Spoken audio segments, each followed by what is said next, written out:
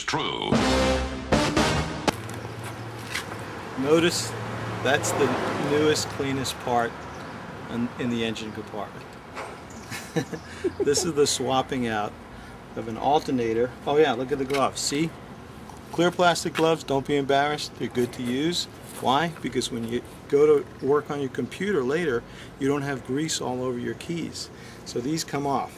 And long sleeve shirts are good so that you don't get grease all up and down your arms. Better on the shirt than your skin. Remember, skin absorbs. Today what we're doing is we're replacing the alternator on a 1994 GMC 1500 extended cab. Great car, has great reviews on the internet. You can read about it yourself. Okay, disconnect the battery while you're doing this job. You don't want current flowing through the alternator from the battery while you're doing this. So make sure you disconnect it. They say that you can disconnect just the negative lead. Their instructions, by the way, they come with alternator installation. Read it. It's a good idea to always read the instructions. So the battery's out. Okay. So the biggest problem here with doing the alternator, and by the way, we replaced the belt at the same time. It's a good idea because it was already worn, and why go through the trouble twice? But getting the alternator back on with 3 bolts, one that passes through, one that bolts into the unit through a bracket, which isn't back in there yet, and one in the front is the trick. So what we did was we used a piece of wood, we used a pry bar. By the way, you don't need all these tools that we have here. Ignore that, you only need a couple of tools. Socket ratchet, which, by the way, I put on the tensioner right here. If you can see, it attaches to the bolt through the center wheel. And then what I did was I put the crowbar, or not a crowbar, it's actually a bar,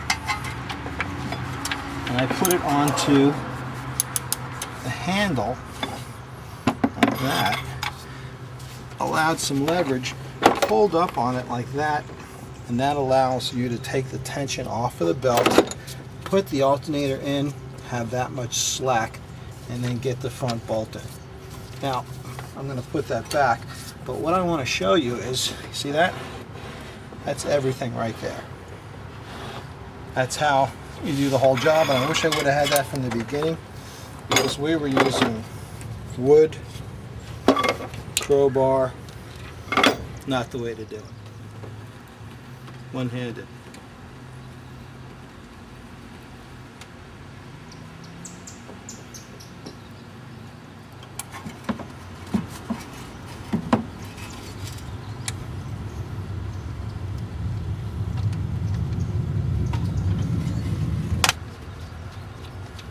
Now that bolt just slipped right in with the tension off. Okay.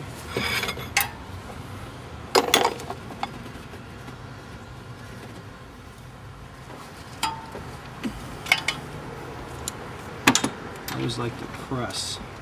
When I'm tightening down, I like to be open palm, so I don't smash my knuckles on something that's sticking out. It's gonna dig grease and cut into my hands.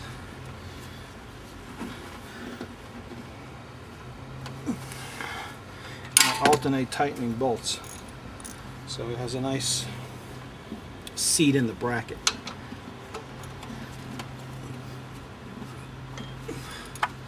Good. This is the bolt that goes all the way through the housing on the alternator into the front thread on the bracket. That's a 5/8, but there's a little slop on the head, but that's all right. Anyway, there's a sleeve right there that slides back and forth in the hole in the back part of the bracket. When you tighten up on the bolt, it forces the sleeve forward, which compresses against the housing of the alternator, and then it stays in place. Otherwise, after you take the old alternator out, tap that sleeve back all the way to the back of the bracket. That'll give you a little more play to fit that new one back in when you go to reinstall the new one.